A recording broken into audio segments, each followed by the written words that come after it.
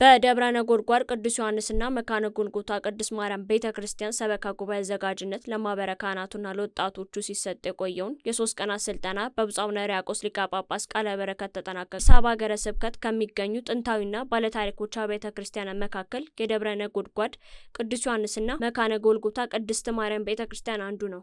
በዚህም ታላቅ ሊቃውንት፣ ባለውለታ ምዕመናን እንዲሁም ዘመኑን የዋጁ የሰንበት ትምህርት ቤት ወጣቶች የሚገኙበት ደብር ነው።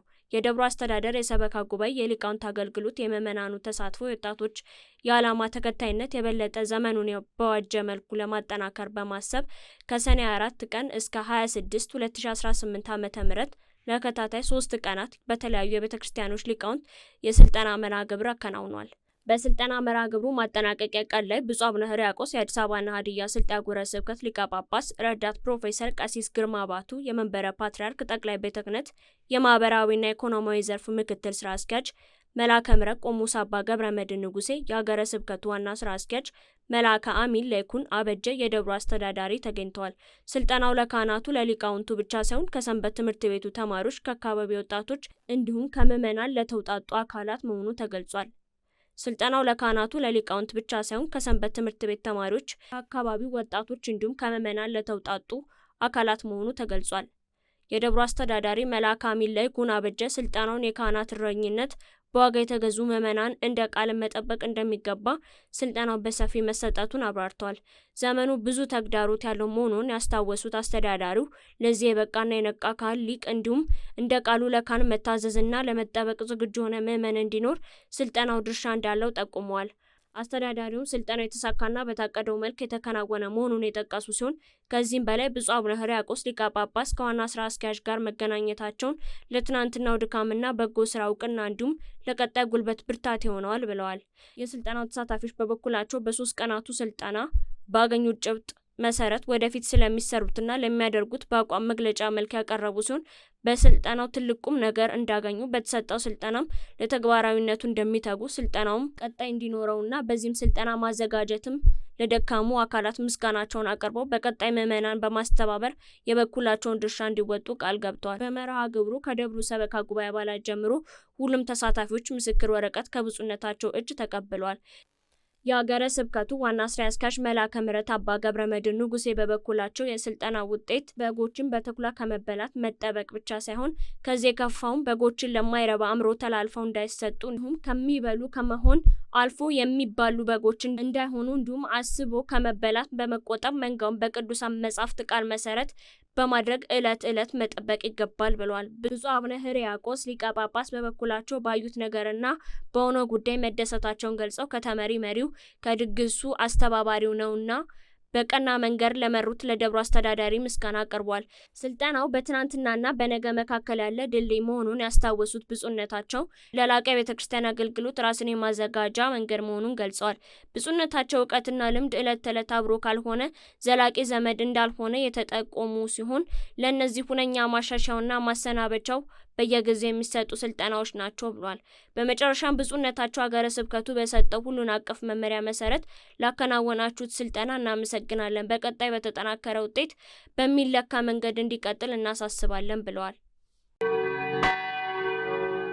የአቃቂ ቃሊቲ ክፍለ ከተማ ቤተ ክህነት ቅድሚያ ለቅዱስ ወንጌል በሚል መሪ ሀሳብ የመጀመሪያውን የወንጌል ጉባኤ ሰኔ 28 2018 በዕለተ ሰንበት በአቃቂ መጋላ ደብረ ምሕረት ቅዱስ አማኑኤልና ቅዱስ መርቆሬዎስ ቤተ ክርስቲያን አከናወነ።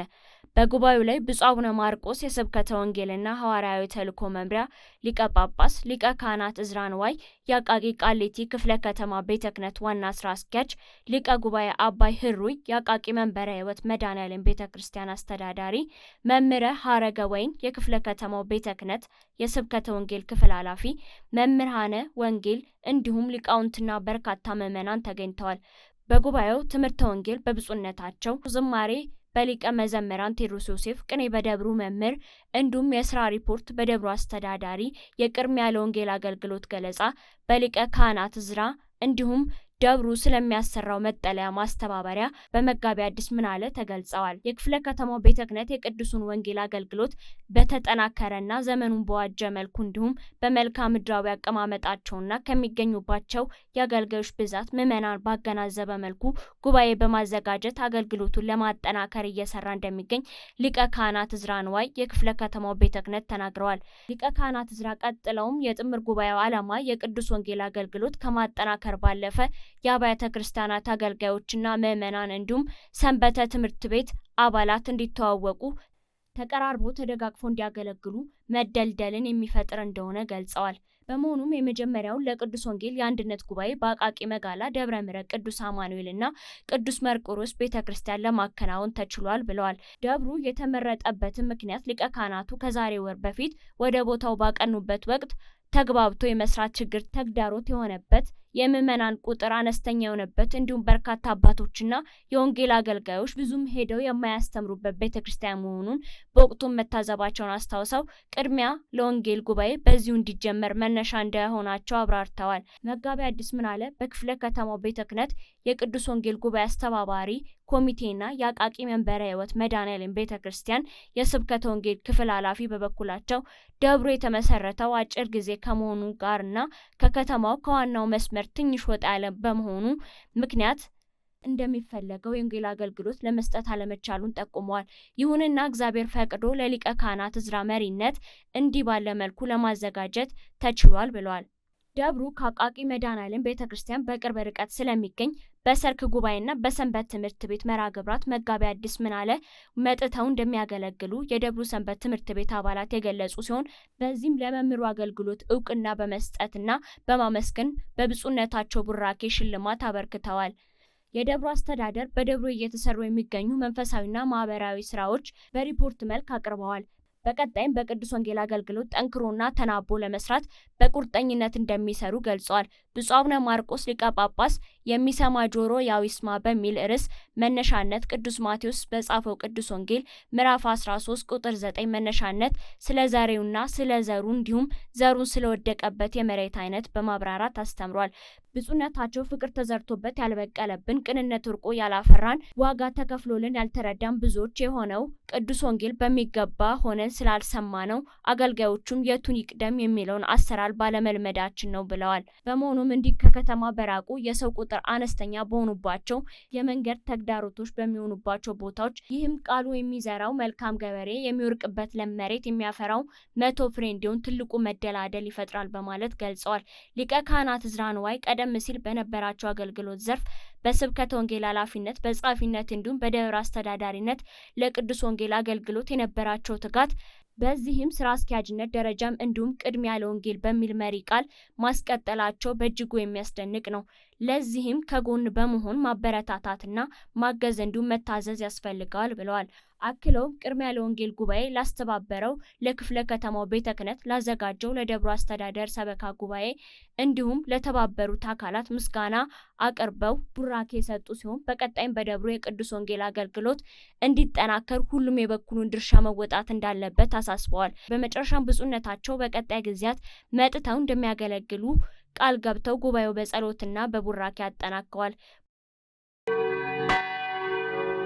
የቅድስት ሥላሴ ዩኒቨርሲቲ በተለያዩ ፕሮግራሞች ያስተማራቸውን ደቀ መዛሙርት ቅዱስ ፓትርያርኩ በተገኙበት አስመረቀ። የቅድስት ሥላሴ ዩኒቨርሲቲ በሁለተኛና በመጀመሪያ ዲግሪ በዲፕሎማና በካህናት ሴሚናር መናገብር በዲፕሎማ ያስተማራቸውን ደቀ መዛሙርት ብፁዕ ቅዱስ አቡነ ማትያስ ቀዳማዊ ፓትርያርክ ርዕሰ ሊቃነ ጳጳሳት ዘኢትዮጵያ ጳጳስ ዘአክሱም ወዕጨጌ ዘመንበረ ተክለ ሃይማኖት፣ ብፁዕ አቡነ ሳዊሮስ የጠቅላይ ቤተ ክህነት ዋና ስራ አስኪያጅ፣ የደቡብ ምዕራብ ሸዋና የሸገር አህጉረ ስብከት ሊቀ ጳጳስ፣ ብፁዓን አበው ሊቃነ ጳጳሳት፣ የከፍተኛ ፍርድ ቤት ምክትል ፕሬዝዳንት ክብርት አበባ አለበል እና ጥሪ የተደረገላቸው እንግዶች በተገኙበት አስመርቋል። መርሃ ግብሩ በጸሎተ ወንጌል የተከፈተ ሲሆን ልብሰ ተክህኖ በለበሱ ዲያቆናት ያሬዳዊ ዜማ ተዚሟል። በሉቃስ ወንጌል ምዕራፍ 10 ቁጥር 1 ላይ መከረ ብዙ ነው፣ ሰራተኛው ግን ጥቂት ነው፣ እንግዲህ የመከሩ ባለቤት ሰራተኛ እንዲጨምር ለምኑት ተብሎ የተመዘገበውን ቃለ ወንጌል ተነቧል። ተነቧል። በብፁዕ ቅዱስ ፓትርያርኩም ጸሎተ ኪዳን ተደርሷል። በዩኒቨርሲቲው ሊቀ ጳጳስ በብፁዕ አቡነ ፊሊጶስ ዶክተር ሪፖርት የቀረበ ሲሆን ብፁዕነታቸው ባቀረቡት ሪፖርት የደቀ መዛሙርቱን ተልዕኮ አስመልክተው በገለጹት ሀሳብ የክርስቶስ ወንጌል አምባሳደሮች ናችሁ፣ በጥበብ ተመሩ፣ ተግታችሁ ስሩ፣ ግራ በገባው ዘመን ለሀገራችሁና ለሕዝባችሁ ቅድሚያ ስጡ፣ ተስፋ ሳትቆርጡ ተግታችሁ ስሩ፣ ከመከራ በኋላ ደስታ እንዳላስቡ፣ የመከራን ዝናብ ታግሳችሁ ሰማያዊ ዘርዝሩ በማለት ለተመራቂ ደቀ መዛሙርት መመሪያ ሰጥተዋል። ብፁዕነታቸው አክሎም እንደገለጹት የኢየሱስ ክርስቶስ ብርሃን ይታይባችሁ፣ በትምህርት ቆይታችሁ አውቀናል ስትሉ አለማወቅ እንደተማራችሁ አውቁ፣ በችግረኛው ዓለም ችግር የምትፈቱ እንጂ ችግር የምትፈጥሩ እንዳትሆኑ የሚል አደራ ብፁዕነታቸው ለተመራቂ ደቀ መዛሙርት አስተላልፈዋል። በዩኒቨርሲቲው ስርዓት አስተምሮ መሰረት ትምህርታቸውን በማጠናቀቅ ለምረቃ የበቁ ደቀ መዛሙርት በሁለተኛ ዲግሪ 70፣ በመጀመሪያ ዲግሪ 80፣ በካህናት ዲፕሎማ 39፣ የማታ የመጀመሪያ ዲግሪ 160፣ በርቀት የመጀመሪያ ዲግሪ 206 በድምሩ 555 ደቀ መዛሙርት ዩኒቨርሲቲው አስመርቋል። በምረቃ መርሃ ግብሩ መሰረት በተመራቂ ደቀ መዛሙርት ያሬዳዊ ወረብ የተወረበ ሲሆን በቅኔም ምሁራነ ቅኔያትም ቀርበዋል። ከተመራቂ ደቀ መዛሙርት ዝማሬ በማያያዝ ፕሮፌሰር አባ ኃይለ ገብርኤል ግርማ የዩኒቨርሲቲው አካዳሚክ ምክትል ፕሬዝዳንት ባቀረቡት ሪፖርት የመማር የማስተማሩ ሂደት ተጨማሪ ስኬት አስመዝግቧል። እርሱም የመማሪያ መጽሐፍት ህትመት ነው ብሏል። ዩኒቨርሲቲውም እያደገ መምጣቱን አብስረዋል። ለብፁዕነታቸውም በብፁዕ ቅዱስ ፓትርያርኩ ስጦታ ተበርክቶላቸዋል። በብፁዕ አቡነ ማትያስ የብዙኃን መገናኛ ቴሌቪዥን ድርጅት ሊቀ ጳጳስ ለብፁዕ ተባባሪ ፕሮፌሰር ዶክተር አቡነ ፊሊጶስ ተጨማሪ ስጦታ አበርክተዋል። በመቀጠልም ከፍተኛ ውጤት ላስመዘገቡ ተመራቂ ደቀ መዛሙርት በሁለቱም ጾታ ሽልማት ተበርክቶላቸዋል። የዩኒቨርሲቲው መምህር የክቡር ረዳት ፕሮፌሰር መኮንን ወርቅነህ የትምህርት ዝግጅትና አገልግሎት ታሪክ በንባብ የቀረበ ሲሆን የእውቅና ሽልማት ተበርክቶላቸዋል። ሌሎችም የዩኒቨርሲቲው የረጅም ጊዜ አገልግሎት የሰጡ ነባር ሰራተኞች የእውቅና ሽልማት ተበርክቶላቸዋል። ደቀ መዛሙርቱም ቀጣዩን አገልግሎታቸውን በአንቀጸ ሃይማኖት የተደነገገውን ዶግማ፣ ቀኖና እና ትውፊት ጠብቀው ለማገልገል ቃለ መሐላ ፈጽመዋል። ብፁዕ አቡነ ማርቆስ የስብከተ ወንጌል ሐዋርያዊ ተልእኮ መምሪያ ሊቀ ጳጳስ ለተመራቂ ደቀ መዛሙርትና ለመርሃ ግብሩ ታዳሚዎች ትምህርተ ወንጌል እየሰጡ ሲሆን ብፁዕነታቸው ባስተላለፉት የወንጌል መልእክት ቤተክርስቲያን እድለኛ መሆኗን፣ በአባቶች ፈንታ ልጆች መወለዳቸው፣ ልጆችም የአባቶችን ኃላፊነት መረከባቸውን፣ ነገር ግን በአሁን ጊዜ በአባቶች የሚተኩ ልጆች እየጠፉ መሆኑን፣ ጌታችን ኢየሱስ ክርስቶስ ለደቀ መዛሙርቱ በሰጠው ትምህርት አባቶቻቸው ነቢያት መከራ መቀበላቸው፣ ለሐዋርያትም በጨለማውና በአልጫው ዓለም ቀጣይ መከራ እየተቀበሉ ብርሃን መሆናቸውን፣ ተመራቂ ደቀ መዛሙርትም ለጨለማውና ለአልጫው ዓለም ብርሃን መሆን የሚገባቸው መሆኑን አብራርተው ገልጸዋል። ብፁዕ አቡነ ፊሊጶስ በዶክትሬት ዲግሪ በመመረቃቸው የእንኳን ደስ አሎት የመልካም ምኞት መልእክት አስተላልፈዋል። በመጨረሻም ብፁዕ ቅዱስ ፓትርያርኩ ቃለ ምዕዳን አባታዊ ትምህርት የሰጡ ሲሆን ቅዱስነታቸውን ባስተላለፉት አባታዊ ትምህርት በማቴዎስ ወንጌል ምዕራፍ 28 ላይ ተጻፉን በማብራራት ተመራቂ ደቀ መዛሙርት በተማሩት ትምህርት ተግተው እንዲያስተምሩ አባታዊ መመሪያ ሰጥተዋል። ቅዱስነታቸው በመልእክታቸው አክለው እንደገለጹት ሰው አዋቂ ሆኖ መፈጠሩን፣ በልዩ አፈጣጠር የተፈጠረ ሰው ክብሩን ጥሎ እንደ እንስሳ ማሰብ የማይገባው መሆኑን፣ ሰው ክብሩን ካወቀ እንደ እንስሳ የማያስብ መሆኑን፣ ትናንት ተማሪ የነበራችሁ ዛሬ መምህራን በመሆን ሰው ፈጣሪውን እንዲያምንና ክብሩን እንዲጠብቅ ኃላፊነታችሁን ልትወጡ ይገባል በማለት የአደራ መልእክት በማስተላለፍ መርሃ ግብሩን በጸሎት አጠናቀዋል። ርዕሰ ሊቃውንት አባ ገብረ ኪዳን ግርማ በሚያስተባብሩት የሴምፔር ጠቅላላ ሆስፒታል ወይም የሕክምና መንደር ፕሮጀክት የመሰረት ድንጋይ የማስቀመጥ ስነ ስርዓት በብፁዓን አባቶች ቡራኬ ተከናውኗል። በባህር ዳር ከተማ በ30,000 ካሬ ሜትር ላይ የሚገነባው ይህ የሕክምና መንደር እምነት፣ ዘርና ማንነትን ሳይለይ ለሁሉም ዜጎች የምህረትና የሁለንተናዊ ፈውስ ማዕከል እንዲሆን ታቅዶ መሆኑ ተገልጿል። ፕሮጀክቱ ጠቅላላ ሆስፒታል፣ በሀገር በቀል የሕክምና ማዕከል፣ የሕክምና ኮሌጅና የምርምር ማዕከል እንዲሁም የቅድመ ጋብቻ ትምህርት፣ የወላጆች የልጅ አስተዳደግ ስልጠናና በሱስ የተጎዱ ወገኖችን የመልሶ የማቋቋም አገልግሎት እንደሚያካትት በቆሞስ አባ ገብረ ኪዳን ግርማ የርዕሰ ገዳማት ወአድባራት ጣና ቅዱስ ቂርቆስ የአባቶችና የእናቶች አንድነት ገዳም የአራቱ ጉባኤያተ መጻሕፍት ምስክር መምህር ተናግረዋል። የሕክምና መንደሩ ወደ መሬት እንዲወርድ ለተባበሩት ሁሉ ቆሞስ አባ ገብረ ኪዳን የጉባኤ አምላክ ይጠብቅልን ሲሉ አመስግነዋል። የመሰረት ድንጋይ የማስቀመጥ መርሃ ግብሩ ላይ ብፁዕ አቡነ ሚካኤል የደቡብ ጎንደር ሀገረ ስብከት ሊቀ ጳጳስ፣ ብፁዕ አቡነ አብርሃም የባህር ዳር እና የሰሜን ጎጃም ሀገረ ስብከት ሊቀ ጳጳስ፣ ብፁዕ አቡነ ዘካርያስ የምዕራብ ጎጃም ሀገረ ስብከት ሊቀ ጳጳስ፣ ብፁዕ አቡነ ኤልያስ የስካንዲቪያን እና የኖርዲክ ሀገራት ሀገረ ስብከት ሊቀ ጳጳስ፣ የጠቅላይ ቤተ ክህነት የስራ ኃላፊዎች፣ የገዳማትና የአድባራት አስተዳዳሪዎች፣ ሊቃውንተ ቤተ ክርስቲያን፣ ካህናትና አባቶች፣ ጥሪ የተደረገላቸው እንግዶች፣ የባህር ዳር ከተማ አስተዳደር የስራ ኃላፊዎች ተገኝተዋል። የ40 ሀገራት አምባሳደሮች፣ የ10 ዓለም አቀፍ ተቋማት መሪዎች እና የቱሪዝም ሚኒስቴር ዴኤታው ስለሺ ግርማ በጋራ በመሆን ወደ ታሪካዊቷ ቅዱስ ላሊበላ ከተማ ገብተዋል። የሰሜን የደቡብ ወሎ አህጉረ ስብከቶች ሊቀ ጳጳስ፣ የቅዱስ ሲኖዶስ አባልና የቅዱስ ላሊበላ ገዳም የበላይ ጠባቂ ብፁዕ አቡነ ኤርሚያስ፣ የገዳሙ ዋና አስተዳዳሪ ቆሞስ አባ ሕርያቆስ ጸጋዬ፣ ካህናቱ፣ የተከበሩ እንግዶች በታላቅ አክብሮትና በደማቅ አቀባበል መንፈሳዊ ስነ ስርዓት ተቀብለዋል። በዚህ ታሪካዊና ደማቅ አቀባበል የተደረገላቸው የ40 ሀገራት አምባሳደሮች፣ የ10 ዓለም አቀፍ ተቋማት መሪዎች እንዲሁም የቱሪዝም ሚኒስቴር ዴኤታው አቶ ስለሺ ግርማ በጋራ በመሆን ወደ ቅድስት ከተማዋ ላሊበላ የገቡ ሲሆን ከነዚህ መካከል የካናዳ፣ ጀርመን፣ ፈረንሳይ፣ ስፔን፣ ስዊዘርላንድ፣ ሃንጋሪ፣ ፊንላንድ፣ ኖርዌይ፣ ቱርክ፣ ባንግላዴሽ፣ ቻይና፣ የአውሮፓ ህብረት፣ የዓለም ምግብ ድርጅት፣ የዩኔስኮ መሪዎች ይገኙበታል። ከተከበሩት አምባሳደሮችና መሪዎች ጋር አብረው የመጡ የውጭ ሀገር ዜጎችም በቦታው ላይ በመገኘት ማህበረሰቡን እጅግ ያስደሰተ ምስክርነት ሰጥተዋል። እነዚህም የውጭ ዜጎች ባስተላለፉት መልእክት የቅዱስ ላሊበላ ውቅር አብያተ ክርስቲያናት በዓለም አቀፍ ደረጃ ዩኤንኤ ግራንድ ማስተርስ በተባለው አንጋፋ ተጓዦች በተደረገው ጥናት መሰረት ከዓለም 5 አስደናቂ የዩኔስኮ የዓለም ቅርሶች መካከል 5ኛ ደረጃን ይዞ መመረጡ እጅግ የሚገባውና ትልቅ ውሳኔ መሆኑን በአካል በመገኘት በደስታ መስክረዋል። ይህንን አስደናቂ እውቅና የላሊበላ ድንቅ የህንጻ ጥበብ፣ ታሪካዊ ልዕልና ከቻይናው ታላቅ ግንብና ከካምቦዲያው አንኮር ዋትስ ጋር እኩል ያሳለፈ ሲሆን የቱሪዝም ሚኒስቴሩ ይህንን ታላቅ ቅርስ ለትውልድ ለመጠበቅ መሰረተ ልማቱን ለማሳደግ ቁርጠኛ እየሰራ መሆኑን አስታውቀዋል።